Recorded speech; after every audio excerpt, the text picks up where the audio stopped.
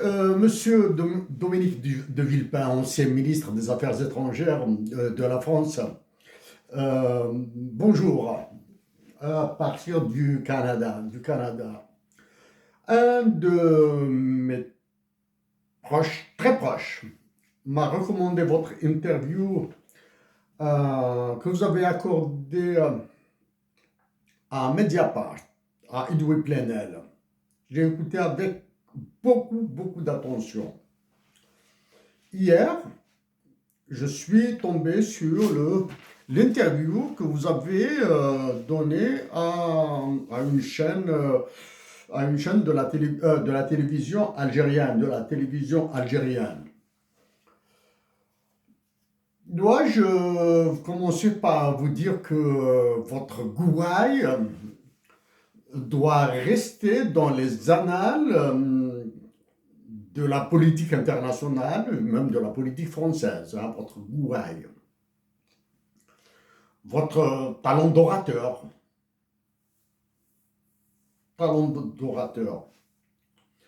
Mais s'agissant de mon pays, de ma patrie, l'Algérie, vous manquez d'efficacité. Actuellement, votre président, le roi Emmanuel Macron, vous écrase avec son intelligence. Oui, monsieur de Villepin, vous avez la gouaille, vous avez la classe, vous avez la prestance. Dois-je vous reconnaître aussi la noblesse de certaines de vos positions? Malheureusement, vos positions sont à géométrie variable. Prise d'opposition pour les Palestiniens, hors norme, exceptionnelle. Votre prise d'opposition dans la guerre contre l'Irak.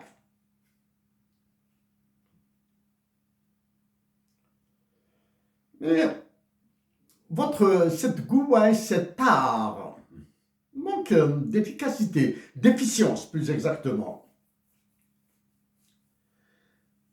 Dans certaines de vos interviews, vous n'éprouvez aucune gêne à qualifier certains régimes de dictature.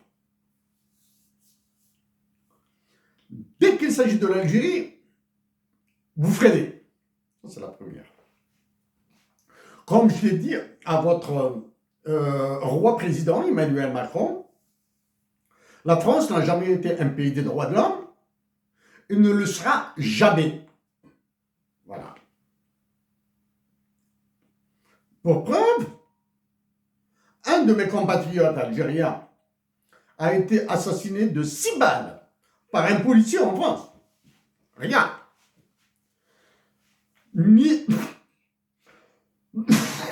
Ni ceux que vous désignez par le vocable les autorités algériennes, et ça, je reconnais la subtilité, la finesse, mais quand vous parlez de président, cette finesse, je la mets de côté. Donc mon compatriote, Ammar Slimani, qui a été assassiné avec 6 balles par un policier, pas un mot. Donc ça, c'est une preuve que la France est loin d'être un pays des droits de l'homme. La deuxième preuve que la France est loin d'être un pays des droits de l'homme. Vous avez pris une position très noble en faveur des Palestiniens. Mais Georges Ibrahim Abdallah, même s'il a purgé sa peine, demeure toujours en prison en France. C'est un Libanais, Georges Ibrahim Abdallah. Ça, c'est un deuxième. Troisième, l'avocat franco-algérien Ali André Messili a été assassiné à Paris.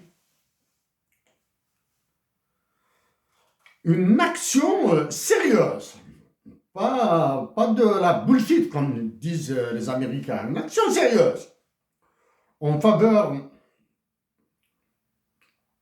de l'élucidation de son assassinat serait au crédit de la France, peu importe qui sera le président. M. de Villepin, il est probable que je jongle sur 3 ou 4 aspects internationaux en simultané. Donc, pour vous, il n'y a aucun problème. Vous ferez aisément les liens. Votre expérience, vos finesses, votre finesse, votre clairvoyance vous permettra. Et surtout que vous êtes habitué aux rouages internationaux. Donc, la France, actuellement, à la minute où je m'adresse à vous, la France a un gouvernement. Très bien. Sans l'intelligence et les manœuvres du roi président Emmanuel Macron, ce gouvernement, l'actuel Premier ministre, aurait sauté. C'est-à-dire, la France serait allée vers une situation de crise plus qu'institutionnelle, là, maintenant. Et c'est là, justement, où intervient l'intelligence et l'efficacité du roi président Emmanuel Macron. Il vous prépare une révision constitutionnelle pour qu'il demande à la nation française un 3e mandat. Et dans ce cas-là, il vous écrasera tous. Vous écrasera tous. Emmanuel Macron va vers une révision constitutionnelle qui lui permettra, du moins qui lui permettrait de briguer un 3e mandat.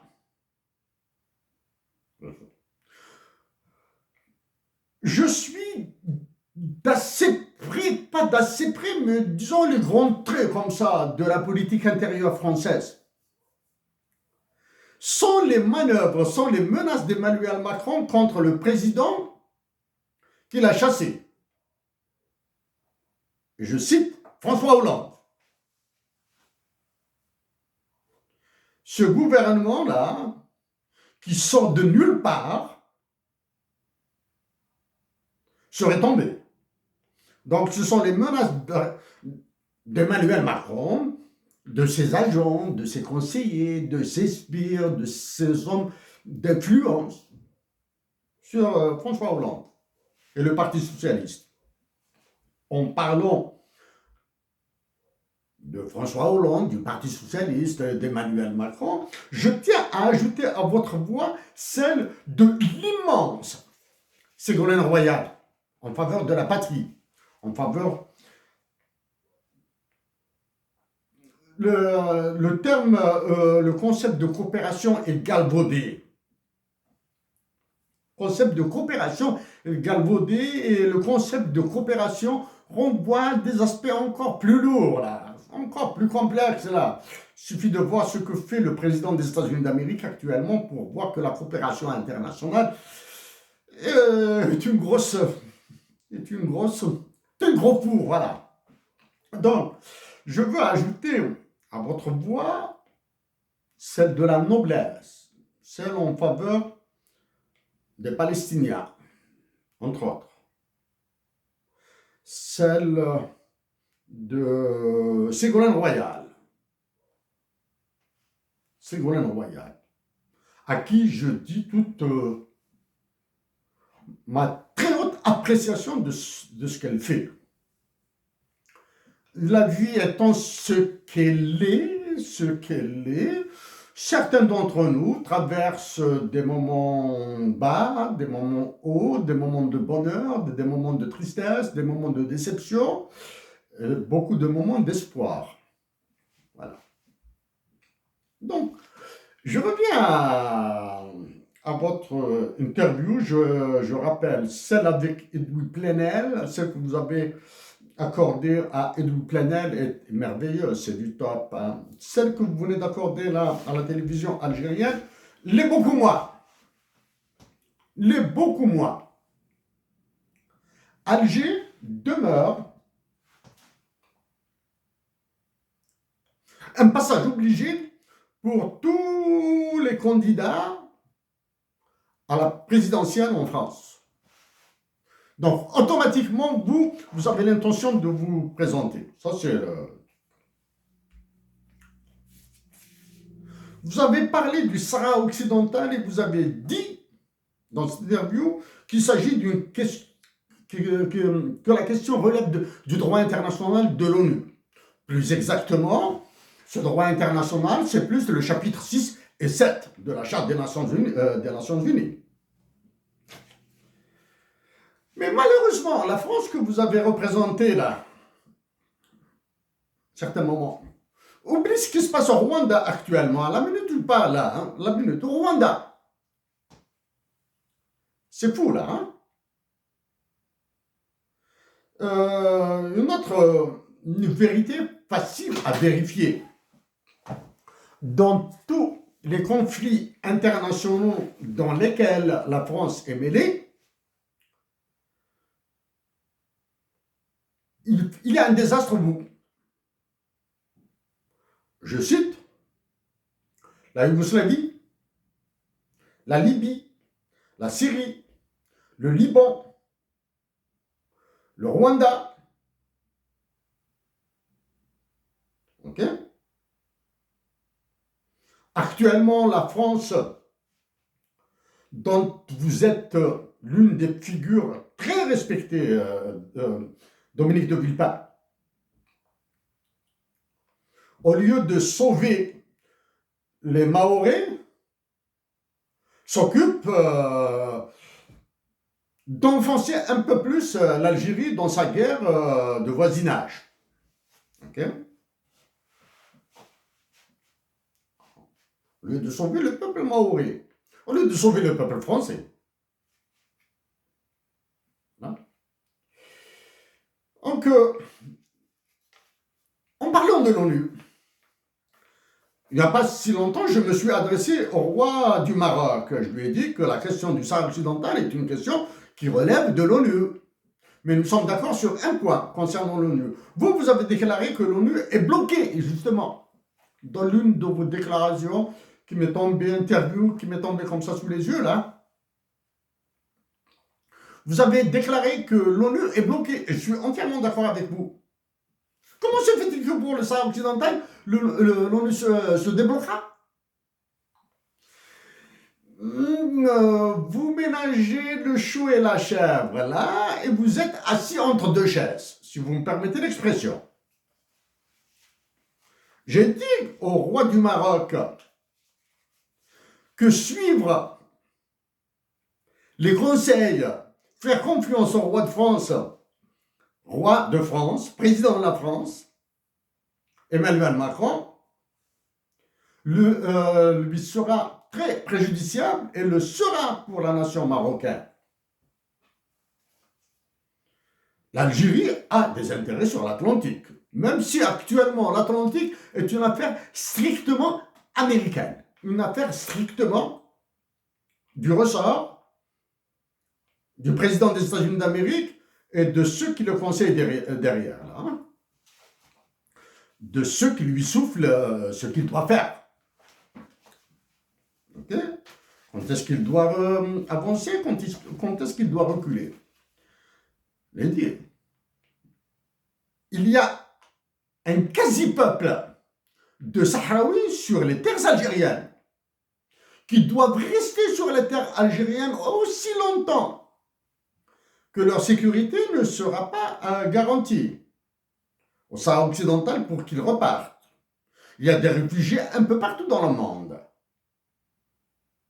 Il y a des réfugiés un peu partout dans le monde. Il faut voir ce que font la Norvège, la Suède, le Danemark et la Finlande pour les réfugiés. Il faut voir là. Hein. Bon, derrière, il y a de l'argent. Hein. Il y a de l'argent de l'ONU là. D'accord. Mais il y a des réfugiés aussi en Algérie.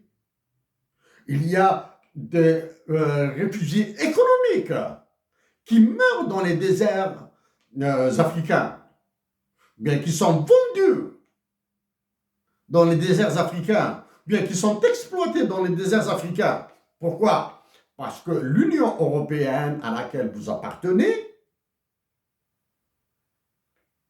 a ordonné à ces pays d'agir ainsi, alors que La Déclaration universelle des droits de l'homme stipule qu'ils ont le droit de s'établir là où ils le veulent, hein, là où leur sécurité est garantie. Voilà, ça c'est pour les droits de l'homme. Donc je reviens à l'ONU, donc je sais rapidement comme ça, l'Irak, la Yougoslavie, la Syrie, le Liban, la Libye, le Rwanda, plus l'ONU dans les pays qui ont demandé à la France de quitter, hein, le Mali, le Niger, le Sahel, le Burkina, le Tchad récemment. Donc ça c'est... Monsieur Dominique de Villepin, actuellement je suis en guerre contre Emmanuel Macron dans ce qu'il fait dans mon pays. Savez-vous qu'Emmanuel Macron nous a interdit d'entonner l'hymne national algérien qui s'appelle Rassaman parce qu'il y a une partie qui cite nommément la France? Dominique de Villepin, est-ce que vous allez participer, est-ce que vous allez poser en moi à l'intérieur de la France la problématique de l'article 6 du traité de l'Atlantique Nord qui dit que l'Algérie appartient à la France jusqu'à maintenant? Là, en le faisant, Dominique de Villepin, en plus de vous exprimer publiquement mes remerciements, je vous dirai aussi ma reconnaissance pour votre courage politique. On continue à parler maintenant toujours dans le contexte international. Votre position de soutien indéfectible à l'Ukraine est en porte-à-faux avec vos positions déclarées dans certaines autres occasions dans le cadre de certains autres conflits. Est-ce que l'Ukraine est une menace pour la Russie? Oui. Est-ce que la France est une menace pour l'Algérie? Certainement. Pourquoi la France est une menace pour l'Algérie, Emmanuel Macron? Surtout la France du roi président Emmanuel Macron. Parce que sans Emmanuel Macron, la France, l'État français aurait tout perdu déjà en Afrique. Il aurait tout perdu. Même avec les pertes actuelles hein, de la France en Afrique. Emmanuel Macron vous a sauvé. La preuve, aucun des pays dans lesquels le franc CFA assassine, tue, affame des enfants, des femmes, des vieux, n'a parlé de la suppression de cette monnaie, du franc CFA. Aucun pays. Mieux que ça, bien pire, c'est selon où est-ce qu'on se positionne. Le Mali du colonel passé général a ouvert une représentation d'une organisation terroriste au Mali même. Cette organisation terroriste dont je parle, il s'agit de la Banque centrale des États de l'Afrique de l'Ouest, la BCAO. Quand on combine ce qui se passe en Algérie, du moins ce que font les décideurs d'Alger, et vous devez faire, comme je l'ai dit à Marco Rubio, une distinction nette entre la nation algérienne et ceux qui prennent la décision pour elle. Okay? Donc, en faisant la combinaison entre ce qui se passe entre l'Algérie, le Sénégal, le Mali, le Niger, le Tchad et le Burkina Faso, il est aisé d'en déduire aussi qu'Emmanuel Macron est le marionnettiste number one de ce pays. C'est pour cette raison que vos déclarations, Dominique de Villepin, manquent d'efficacité. Elle manque d'efficience. Oui. Bon, d'abord, je le rappelle, je le répète, il y a des moments où vos positions sont floues, elles sont ambiguës, vous êtes assis entre deux chaises. Ici, je dois ménager Alger, je dois ménager la dictature militaire, alors qu'ailleurs, ah ben, vous êtes là, vous êtes vraiment, vous avez vraiment le mot en roue libre, si je me permets, sur la dénonciation des dictatures militaires, sur la légitimité des élections. Vous serez d'accord avec moi que l'unique légitimité d'Emmanuel Macron en France, en tant que président, est la loi. Rien de plus. En termes de vote populaire, en termes de force politique, etc., aucune. Mais par contre, il a la force qui vous manque, celle de l'intelligence. Ça, c'est la première. Il a la deuxième force, celle de la manœuvre. Il vous manœuvre comme il veut. Là, donc, j'ai dit que là où la France intervient, c'est la catastrophe. Sans Emmanuel Macron, Dominique de Villepin, les États là qui utilisent la France CFA, j'en ai tellement marre de parler d'eux, parce qu'ils sont passifs, ils sont peureux. J'ai dit à Marco Rubio que ce sont des caniches, que ce sont des chatons, alors que leur peuple souffre. Ils ont tellement peur de Macron que probablement, en les conseillant, vous, Dominique de Villepin, ils souffleront un petit peu, ils respireront mieux. Bien, en prenant position sur le franc CFA, si vous êtes pour, si vous êtes contre. En signalant que le dinar algérien va tout droit vers l'égalisation avec le franc CFA. Mais ça, je m'en occupe. Parce qu'il est hors de question de laisser tomber ma patrie et d'être avare en effort pour le bonheur de mes compatriotes algériens.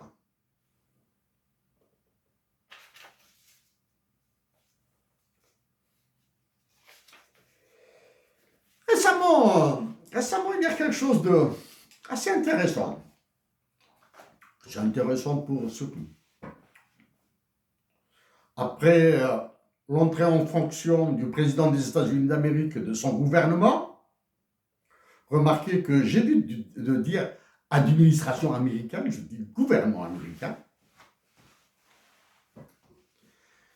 Ce qu'il fait planer comme projet tant en Amérique du Nord qu'ailleurs dans le monde, c'est un sommet sur l'intelligence artificielle s'est tenu à Paris. Ça, ce sommet sur l'intelligence artificielle est à rajouter aux petites blagues de l'Union européenne et aux petits amusements de votre roi Emmanuel Macron, qui a désindustrialisé le pays, dont une partie des élites est partie au Canada ou aux États-Unis d'Amérique, peut-être un peu moins en Angleterre. J'ai fait que... Non, je dis un coup d'œil sur le fonctionnement de certains systèmes d'IA, d'intelligence artificielle. Dans l'un des pontes est Joshua Bengio, professeur à l'Université de Montréal, à l'école polytechnique rattachée à l'Université de Montréal. Hein. C'est un nom qui était très célèbre du temps où j'étais étudiant là-bas. J'ai jeté un coup d'œil comme ça, des requêtes sur Gemini de Google.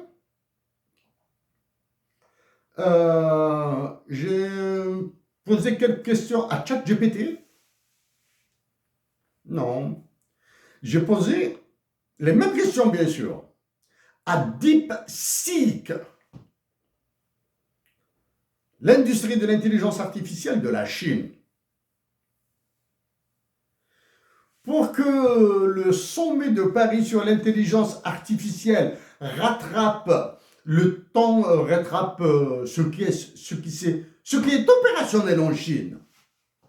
DeepSeek, d'après certaines lectures, il gère plus de 6800 variables.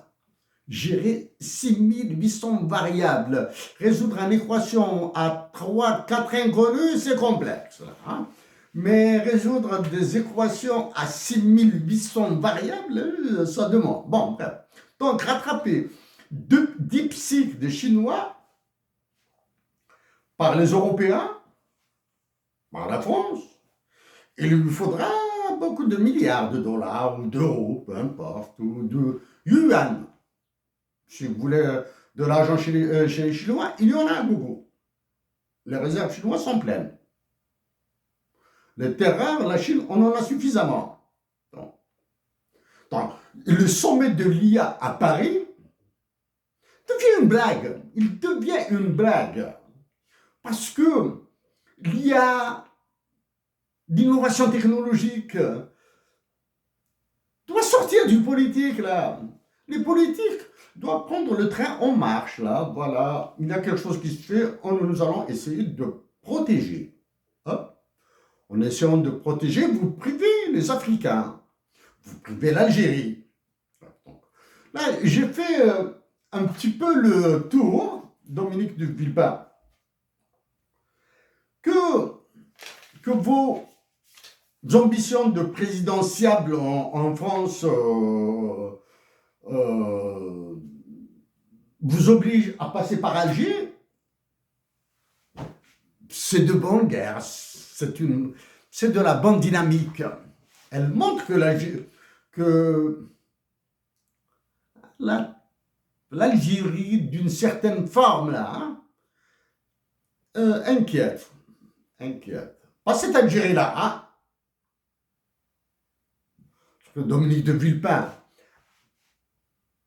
est-il possible d'imaginer une Algérie-France qui sort de toutes ces salades-là, hein, qui sort de toutes ces considérations de mesquinerie, de racisme, de ces histoires de foulard, de ces histoires de prière, de ces histoires, mais qui doit s'intéresser d'abord au respect de la dignité des humains, des Algériens qui se font lever qui se font tirer comme des canards, qui se font lever comme des lapins à Paris, en France, c'est trop. C'est trop. Des Algériens qui se font voler leur richesse tant monétaire, financière, et héberger, et blanchir à Paris, trop c'est trop. Imaginez une coopération entre l'Algérie et la France, entre les universités françaises et les universités algériennes. C'est possible. Entre les systèmes de santé français, combien même vous l'avez détruit, etc. C'est possible. Mais la compétence, la technologie, l'innovation qui se font, ça vaut la peine. Hein, ça vaut la peine. Il y a un certain... Pas le côté économique du système de santé. Hein, là, parce que vous allez vers la privatisation. Du moins, vous l'avez déjà privatisé. Donc, Dominique de Villepin,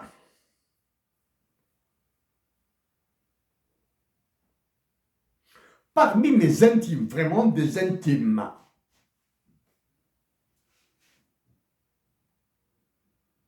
certains ont connu de très hauts responsables français. Très, très hauts. Il nous arrive comme ça, de temps en temps, de blaguer un petit peu, de temps en temps, il leur arrive de lâcher un petit peu, de se lâcher. Sans citer son nom, pas par peur de faire une erreur.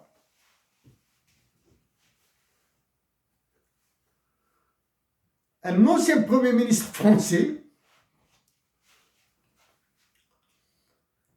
a été bien pas brocardé, il a été bien trimballé par des proches de Hussein Ahmed à Alger.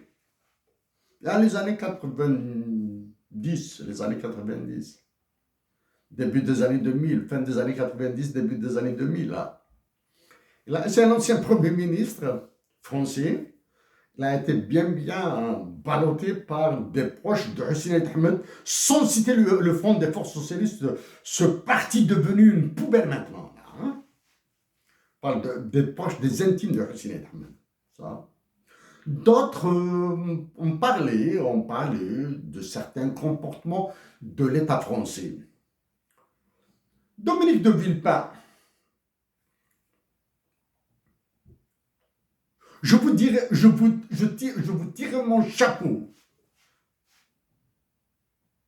si vous posiez la problématique de l'article 6 du traité de l'Atlantique Nord, qui fait de l'Algérie une propriété de la France. Si vous la posez. Je vous tire mon chapeau si vous ajoutez à cette problématique la condamnation et la justice pour les assassinats d'Algériens commis en France. Je vous tirerai mon chapeau si vous appelez à la libération de tous les détenus politiques algériens en Algérie. Je vous tirerai chapeau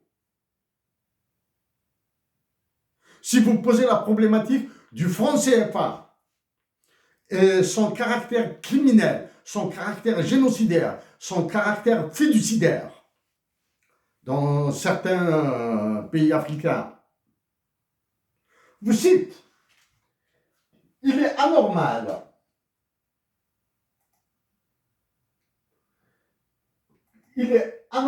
que des pays ultra riches comme le Sénégal, la Côte d'Ivoire et le Cameroun aient des dettes en 2025 et des dettes de 39,9 milliards de dollars.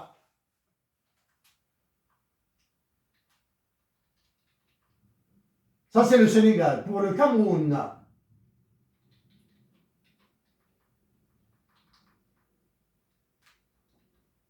c'est 15 milliards de dollars. Et pour la Côte d'Ivoire, 36 milliards de dollars à cause du franc CFA. Dominique de Villepin, voici les 4 ou 5 sujets principaux sur lesquels je serais heureux de lire vos mots ou d'entendre vos mots sur vos propositions. Sinon, si vous éludez toutes ces grandes questions extrêmement complexes, vous confirmez, oui, que vous êtes juste dans l'effet de manche. Avec mon parfaite considération, Dominique de Villepin, en espérant vous rencontrer à Paris ou ailleurs, pourquoi pas. Ce sera avec plaisir. Discuter avec des hommes de votre prestance